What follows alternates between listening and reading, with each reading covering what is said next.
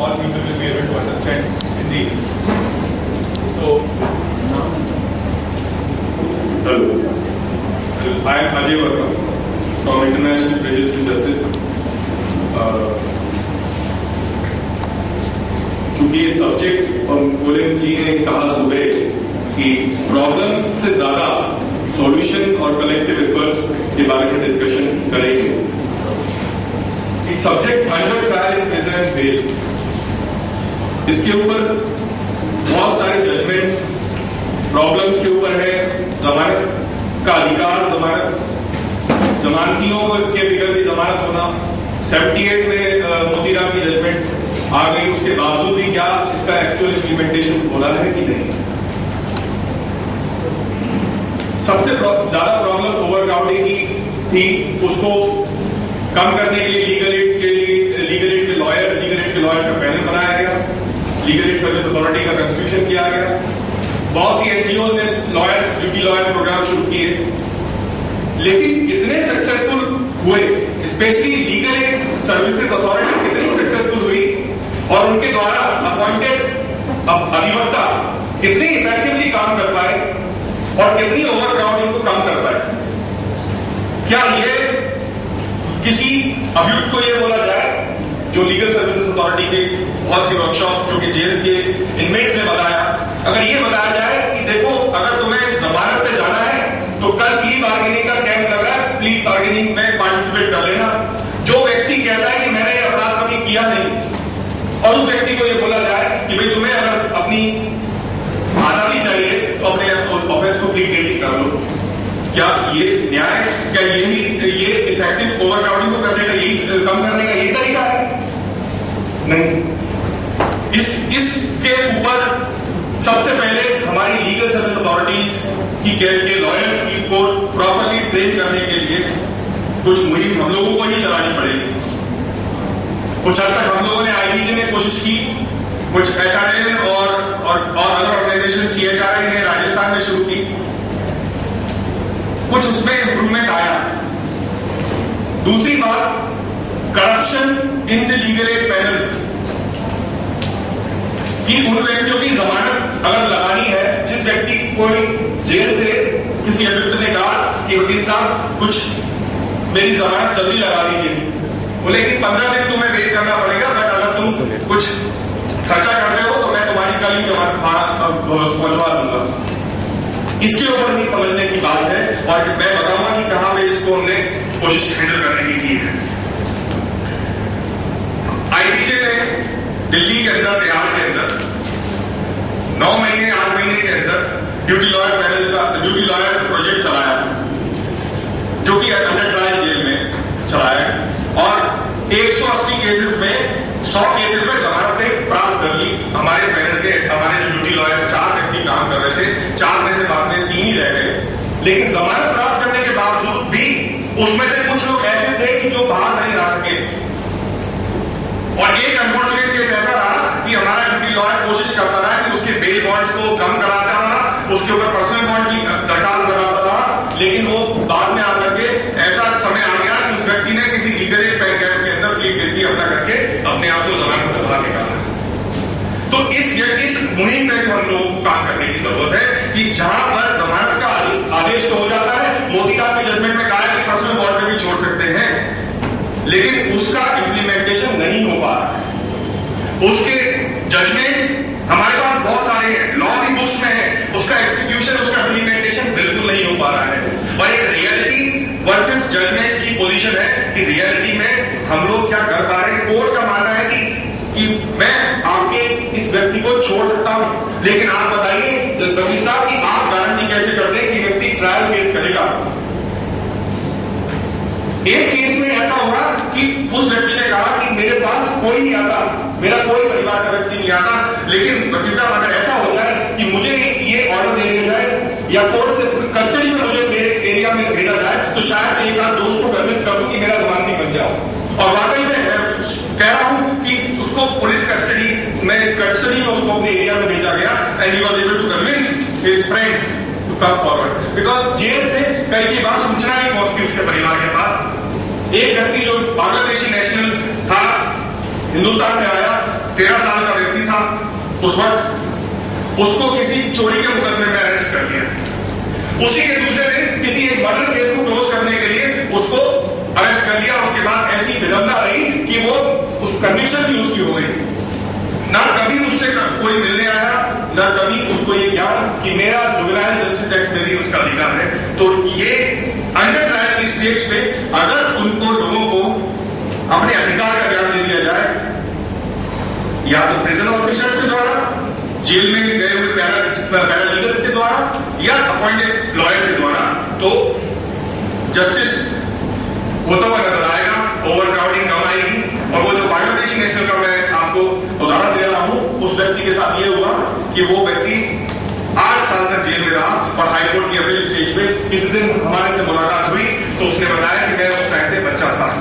तो हमने हाईकोर्ट में एक एप्लीकेशन लगा के उसका एज टेस्ट करवाया, तो ये ज्ञान हुआ कि वो व्यक्ति उस वक्त किस समय में जुवेनाइल था और हाईकोर्ट ने भेजा, उसका रिलीज कर दिया। लेकिन विडंबना ये देखिए कि रिलीज होने के बाद भी उसको एफआरओ कैंप में भेज दिया गया, जहां पर वो 2 महीने तक था कि उसको रिपोर्ट किया जाएगा।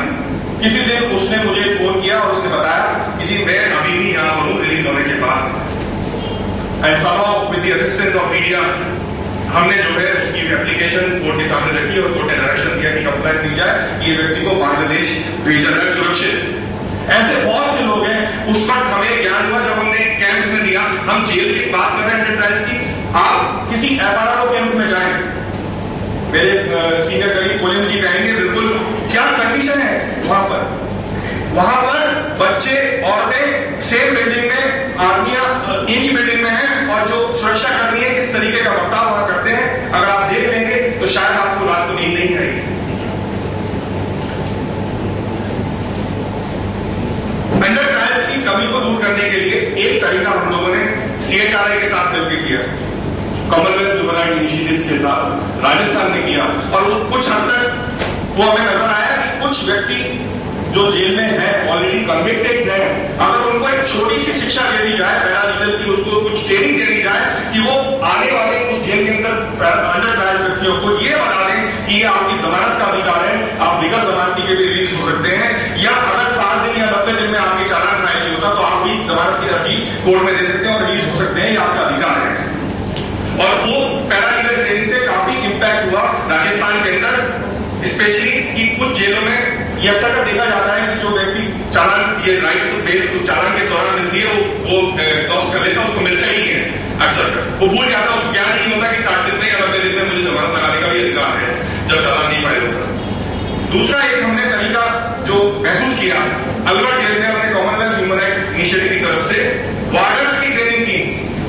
20-20 साल से 15-15 साल से ये लोग काम कर रहे हैं, इनको ये ज्ञान नहीं कि हमको थोड़ा सा ह्यूमैनिटेरियन अप्रोच अडॉप्ट करना है, या उनको ये ज्ञान नहीं है कि हम अगर किसी अभियुक्त को उसके अधिकार के बारे में बता देंगे तो शायद उसकी जिंदगी में बदलाव आ जाएगा। और मैं बता रहा हूं कि उस ट्रेनिंग के दौरान लोग बहुत खुश हुए कि अब ये हमारा भी कर्तव्य बनता है, शायद हम लोग एक कलेक्टिव एफर्ट्स में ये भी कोशिश करें कि प्रिजन ऑफिसर्स का जो स्पेशली जो वार्डर्स हैं उन लोगों की ट्रेनिंग करें, और ये ट्रायल जो उनकी ओवरक्राउडिंग की सिचुएशन है और उस पर भी कमी आ सकती है।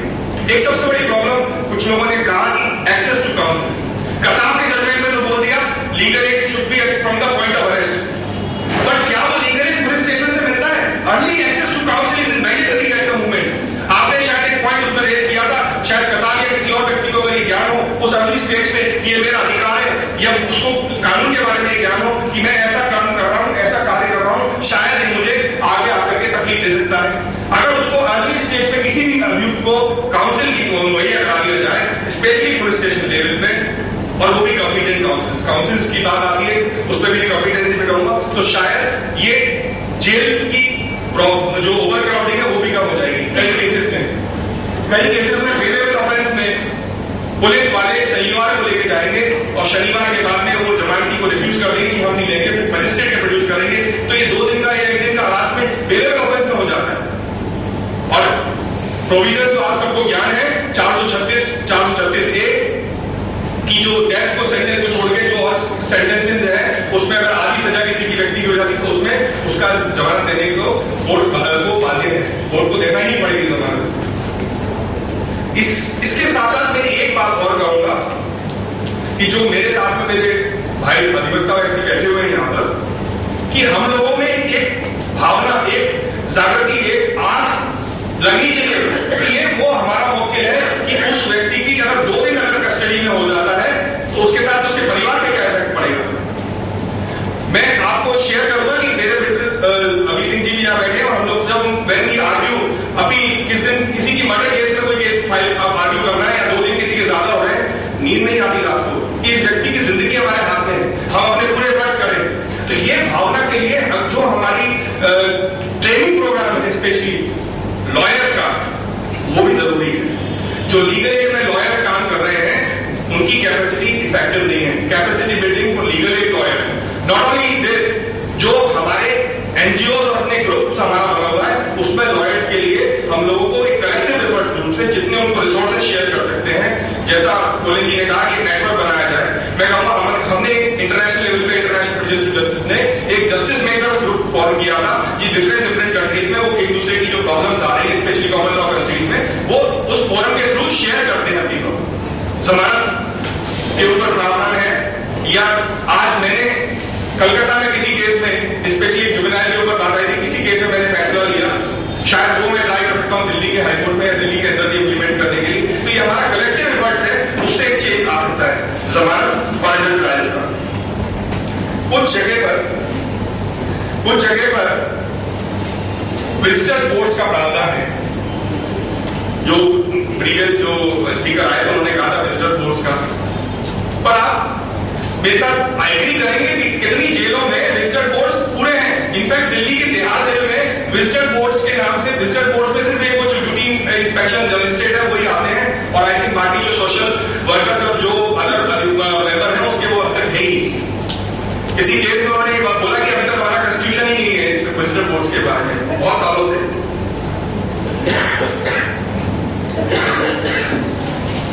दूसरी बात है काफी है कि जो ड्यूटी लॉयर्स के बारे में मैं कहूंगा कि हम लोग एक ऐसी मुहिम करें कलेक्टिव एफर्ट्स में, लीगल एड के साथ साथ तो काम करें, लीगल एड की कैपेसिटी बढ़ाएं, पर हमारा एक कलेक्टिव एफर्ट ऐसा हो, एक कंसेप्ट बन जाए ड्यूटी लॉयर के नाम से कि हम जैसे ही हमारे पास किसी की सूचना आई किसी व्यक्ति के अरेस्ट के बारे में, तो हम उसको पुलिस स्टेशन लेवल पे ही उसको हम लीगल एड प्रोवाइड करें, जिससे उसको बेसिक राइट्स। कीर्ति दादा यहाँ पर है जो मुझे बहुत इंस्पायर करते हैं।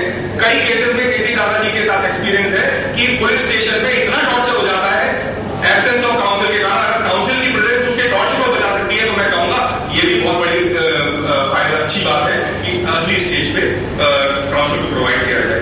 तो मेरा फोकस इस का यही है कि हम लोग कलेक्टिवली एफर्ट्स लेकर के कुछ सॉल्यूशंस के बारे में देखें। जजमेंट्स हैं, मोतीराम 1978 से है, उसके बाद संजय चंद्रा आ गया क्योंकि वो हाई लेवल के केसेस था, और संजय चंद्रा